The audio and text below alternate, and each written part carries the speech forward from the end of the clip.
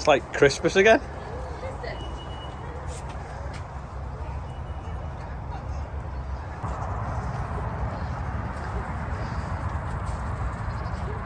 Is he learning how to play football?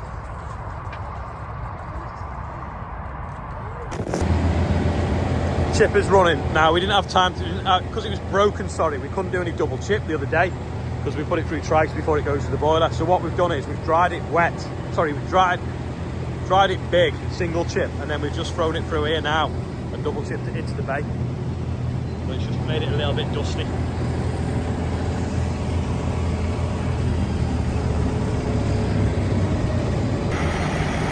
Chipper is now back off down the yard, ready to chip normal green, which is in that big pile behind the merlo now. Try and make a bit of space. Using it to lift that.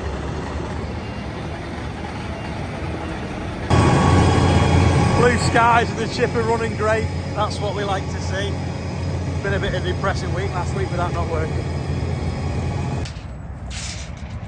Tape measure's just blown up. I'm just measuring these trailers.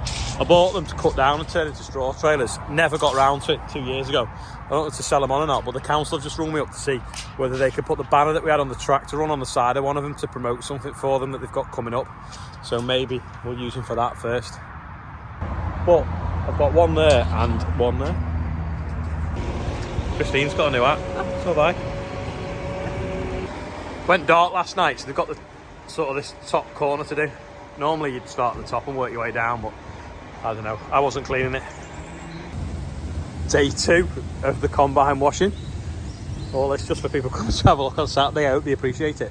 Actually, there's a few people dropped out because of COVID, so I think there's some spare places on Saturday morning if you wanted to contact Georgina. I'll put the link below anyway to this video.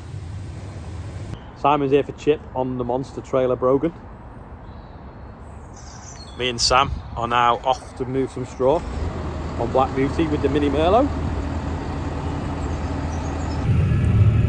Roundabout update. How many people are working? No one. Someone backing a van up.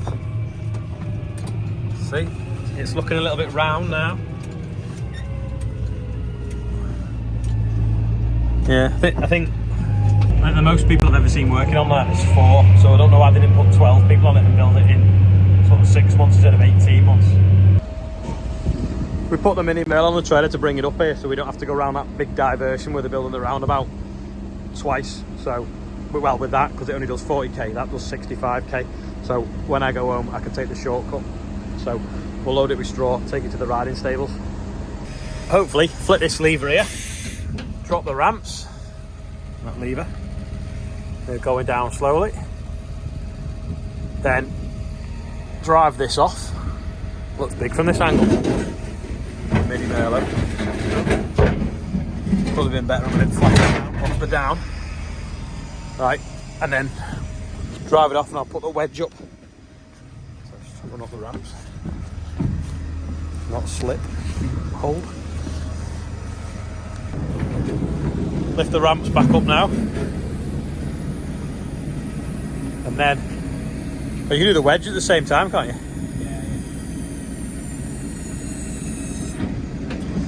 Sam flicks the other lever now. You know, you only pull that to put it down. There we go. Now a bale trailer. Magic.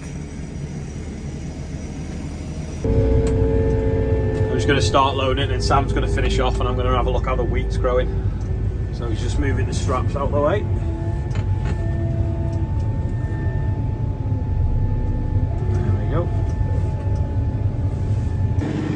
This is what the mini merlo is good at. These sheds here, because they're tapered and they go together, there's not a lot of manoeuvrability, whereas this thing is perfect for it. You can spin it in that little gap and it'll reach high enough into that shed as well.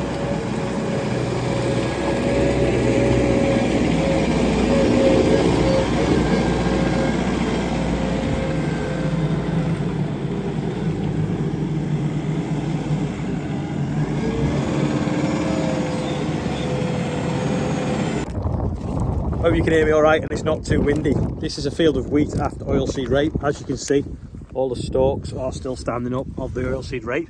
It was direct drilled straight into it. Looks pretty good, plenty of moss on the soil. Surely that's fixing carbon, I would guess.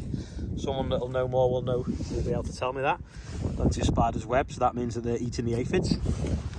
Looks okay. So we'll walk to the other end of the field where it's stiffer ground and see what it looks like. This patch here is where I think I had some sort of blockage on the combine and stopped and had to clear it. So we've ended up with a big sort of mat of oilseed rape straw. Now I don't think this was straw raked, so the slugs have had a field day underneath this mat. But if you look now, lots and lots of fungus growing. So I presume that must indicate healthy soil and the breakdown of everything. At the bottom of the hill here now, so it looks pretty good in places, but then in some places where there's heavy straw residue, it's nowhere near as thick, and that, again, that is the slug problem. So it's not entirely the slug's problem, it's more so the fact this is one of the fields where we weren't sure what the pressure was on the drill, and it didn't bury it properly. It didn't penetrate through the straw mat and bury the seed properly, so the slugs were able to feed it before it come up. Anyway, lessons learned for next year. We might, if we get some nice weather in the spring, we've got a little bit of spring wheat, stitch a bit into it. We did try and stitch some winter into it. That's why it's got some lines going in the opposite direction to them rows. No sign of that showing up yet, but it was late on, sort of just, was it end of November? I would like to think it had been poking through by now because it has been relatively mild, but it still could show up in the spring. But what we'll probably have to do, because it is quite thin, is put extra fertiliser on this bottom end and encourage it to tiller more. And like I say, we might try and patch it up a little bit, but 70% of the field isn't too bad. But you get 30% poor, it really pulls the average yield down off the rest of the field. All the other fields around it are absolutely fine, so they were after barley or after beans. It was just this one after rape, because slugs love oilseed rape. We have in the past pre-baited, so we'd go through with ferric phosphate slug pellets before we desiccate the rape, so that any juvenile slugs will eat them and die and won't breed. This year we didn't. We had quite a damp harvest, and they've bred and got away, and they've got the better of us slightly on this field. But at least it's in. If we'd have waited, messed around, we could have spent thousands on slug pellets as well. So I think on balance we're probably not done too bad for our autumn sowing. If there's two fields I'm not happy with, but out of all the rest I can't complain, to be fair. Just had to shoe on them in a little bit, so we dropped the ramp, so just putting the clamp back on now. We've got 28 bales on there anyway. Don't want to go too high because we've got to go under some low trees, so we'll get these off up to the riding stable now. Just driven that back. It's actually pretty quick, especially going downhill. It does 40 something K, so for the size of it, it's well nimble. I'll just take the fork out the bucket, leave that here. I'm going to tip it out, but I didn't want to chip the concrete because it's still classed as new concrete because we only put it down last summer.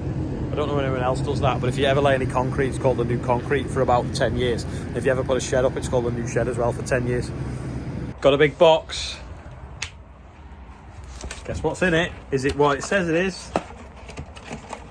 It says as he opens it. Look at that. Apparently that's my catchphrase. Yeah, some travel mugs, so they should be handy. Available online soon, perhaps. I've got loads of phone calls to make, so I've just swapped with Andrew. I'm going to jump on the chipper now and chip for a bit because I've got my Bluetooth thing in, so I can make phone calls on the digger and be productive rather than wandering around the yard. And he's just finishing off the combine now. Maybe need to clean the windows on a digger. See the difference. Anyway, the chipper seems to be flying through it. It's got a bit of a big lump. I think got a log across there now, so I'll flick that out. It's not easy though with one hand, I'm obviously filming with the other. I should have put the head torch thing, head bracket on. Andrew's jumped back on the chipper now while I do the birthday bumper because it's a mammoth one today and it's going to go dark. We've got Adrian Priest, Thomas Ellis, Julie Evans, Sue Edmond, Louis Wickham, Karen Webster, Diane Thomas, Ali Powell, Marcus Harris, Ethan Gould, and Emma Gillard. Happy birthday to all you guys. Lots of women today, so this must be the time of year that most females are born. Combine now is looking pretty shiny. So that stripe there, or is it just a shadow? It's now in the shed where the drying floor is to keep warm and dry off. The drying floor isn't on, but it's just a bit warmer, this shed, because the boiler's behind it. That will now dry off nicely. Put that back in the shed then, and then we'll get it out on Saturday and use it for a display.